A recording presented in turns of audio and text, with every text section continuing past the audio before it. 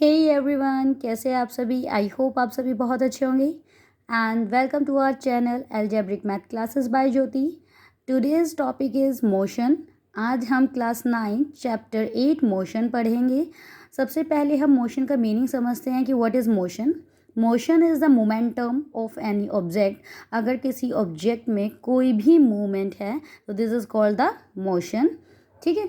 And object जो है वो दो तरीके से वर्क करता है, या तो कोई ऑब्जेक्ट रेस्ट में होगा या तो ऑब्जेक्ट कोई भी मोशन में होगा यानी मूवमेंट में होगा।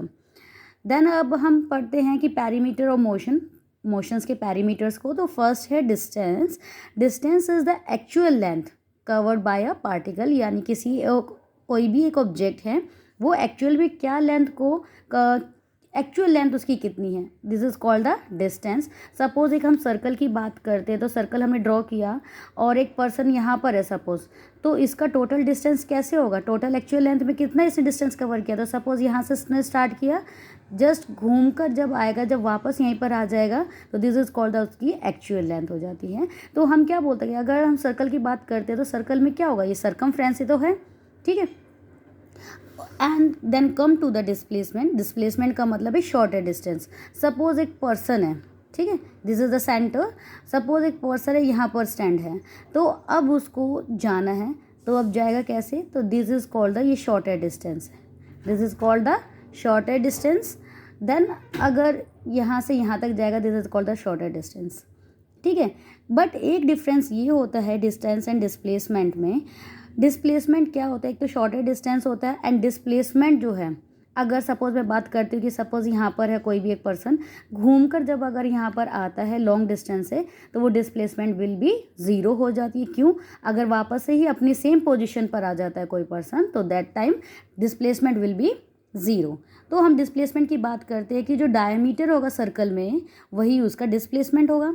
Then come to the net displacement. Net displacement होता क्या है, when a person moves 40 metre right, एक पर्सन है, ठीक है, वो 40 मीटर राइट की तरफ मूवमेंट करता है toward his house and then turn back, वापस से वापस आता है and walk 50 metre in the opposite direction, वापस आता है एंड अपोजिट डायरेक्शन में चलता है। तो सबसे पहले अगर हमने देखा कि वो राइट में था, 40 मीटर तक उसने डिस्टेंस कवर किया, फिर वो वापस आता है और फिर उसके बाद वो 50 मीटर डिस्टेंस कवर करता है।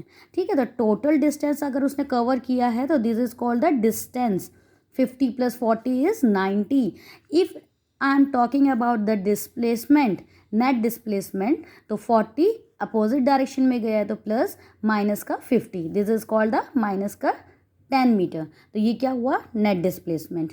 यानी टोटल डिस्प्लेसमेंट अगर हम बात करें तो सिर्फ -10 उसने कवर किया। ठीक है। Then come to the difference between distance and displacement.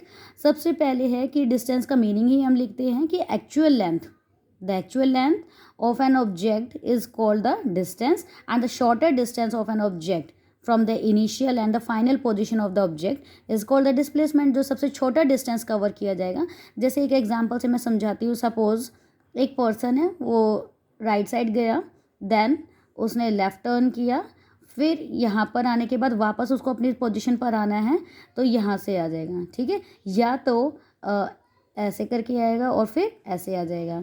अब एक ये तो था टोटल डिस्टेंस, यहाँ से गया, ऐसे गया, फिर इधर से, फिर इधर से, तब वो अपने वापस से घर आया।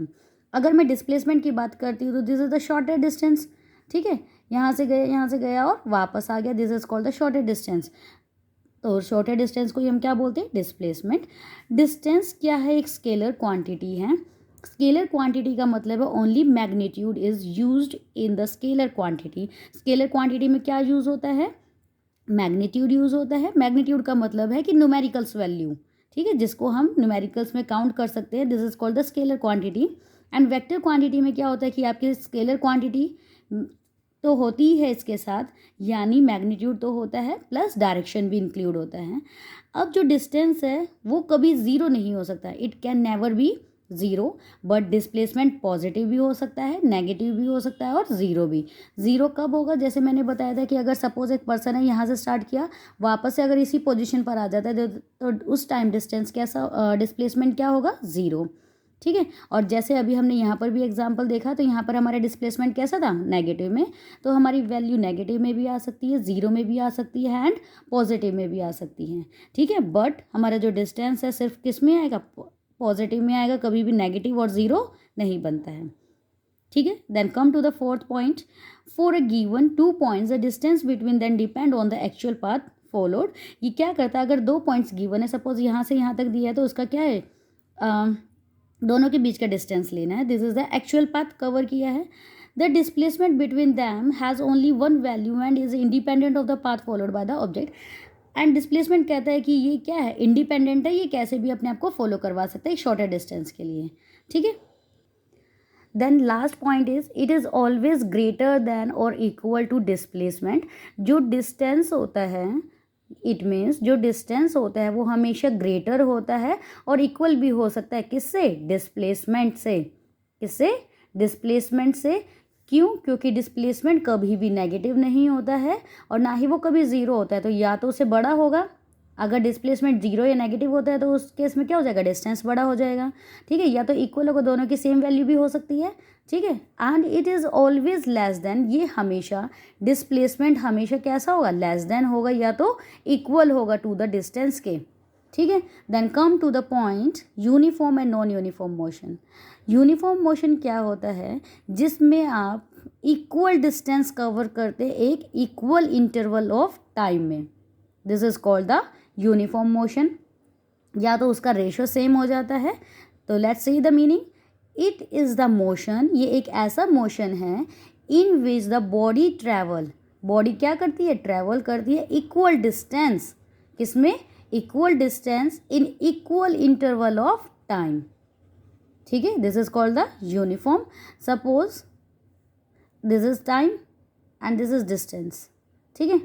अब सपोज 2 किलोमीटर चला 2 सेकेंड में, फिर 4 किलोमीटर चला 4 सेकेंड में, तो अगर मैं इनका रेशो देखूंगी तो 2/2, तो कैंसिल आया 1। सपोज फिर इसका देखूंगी तो 4/4, ये कैंसिल हुआ, तो रेशो हर टाइम कैसा आ रहा है, 1 आ रहा है। तो equal distance in equal interval of time is called uniform. इसका जो ग्राफ है वो कुछ स्ट्रेट लाइन में बनता है, ऐसा बनता है स्ट्रेट लाइन में। नॉन यूनिफॉर्म में क्या होता है कि इक्वल इंटरवल ऑफ टाइम नहीं हो पाता है। तो it is the motion in which the body travel unequal distance, कैसा distance, unequal distance is equal interval of time. अगर टाइम इक्वल हो जाता है but distance will be unequal, it means इसमें रेशो इक्वल नहीं होता है। जैसे सपोज इधर 2 लिया, इधर 2 लिया, इधर 4 हो गया, इधर क्या हो गया, 8। तो सबसे पहले रेशो था 2/2, तो ये कैंसिल होके 1 आया। अगर मैं नेक्स्ट वाले का रेशो लेती हूँ 4/8, तो इट मीन्स इसका रेशो आया 1/2। तो पहले के रेशो के इक्वल तो नहीं था ना, तो इट मीन्स ये कैसा हुआ, नॉन यूनिफॉर्म, यानी अनइक्वल हो गया है। आया समझ में। अब हम पढ़ते हैं नेक्स्ट कॉन्सेप्ट। आई होप आपको ये सब समझ में आ रहा होगा कि हमने uniform and non uniform motion क्या होता है, डिस्टेंस एंड डिस्प्लेसमेंट में डिफरेंस एंड उनका मीनिंग। अब हम आते हैं नेक्स्ट टॉपिक पर, concept of speed. Concept of speed का मतलब है कि स्पीड का मतलब क्या है, it is the rate of distance covered in a unit time. ही जो टाइम गिवन है उसमें उसने कितना डिस्टेंस कवर किया है, this is called the speed. तो देखो स्पीड से ही फॉर्मूला हम बना सकते हैं, speed equals to distance upon में टाइम, कि जो टाइम गिवन है उसमें उसने कितना डिस्टेंस कवर किया, किस रेट से उसने डिस्टेंस कवर किया, this is called the speed. इसी से हम 3 फॉर्मूले और बना सकते हैं। एक तो स्पीड का बन गया, डिस्टेंस का अगर पूछेंगे तो स्पीड इनटू में टाइम, और टाइम का पूछेंगे तो इसको ऊपर और इसको डिनोमिनेटर में रख देंगे, तो time equals to distance upon में स्पीड।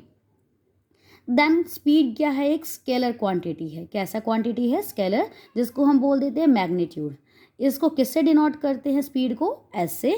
इसकी एसआई यूनिट क्या है, किलोमीटर पर आवर और मीटर पर सेकंड। अगर सबसे स्मॉलेस्ट यूनिट पूछा जाए तो मीटर पर सेकंड, और बिग एसआई यूनिट पूछा जाए तो किलोमीटर पर आवर, ठीक है।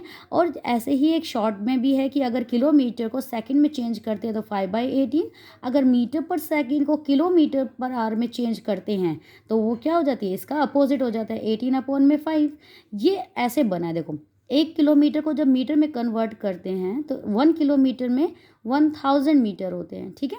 ऐसे ही 1 आवर में देखो 1 मिनट में 60 सेकेंड्स होते हैं, तो 1 घंटे में कितने मिनट्स हुए? 60 मिनट। तो 60 मिनट में कितने सेकेंड हुए? 60 इंटू में 60 3600। जब इसी को डिवाइड किया, ठीक है, तो 5/18 आ गया। और फिर ऐसे ही जब इसको अपोजिट करोगे तो 1 मीटर में 1000 किलोमीटर, 1 किलोमीटर 1/1000, तो ये क्या हो जाएगा? ये नीचे आ जाएगा एंड देन ये ऊपर, इसीलिए वो 18/5 आ जाएगा। ठीक है, आई होप आज का टॉपिक आपको समझ में आया होगा एंड समझ आया हुआ होगा। तो please like, comment and subscribe करना ना भूले। Thank you so much.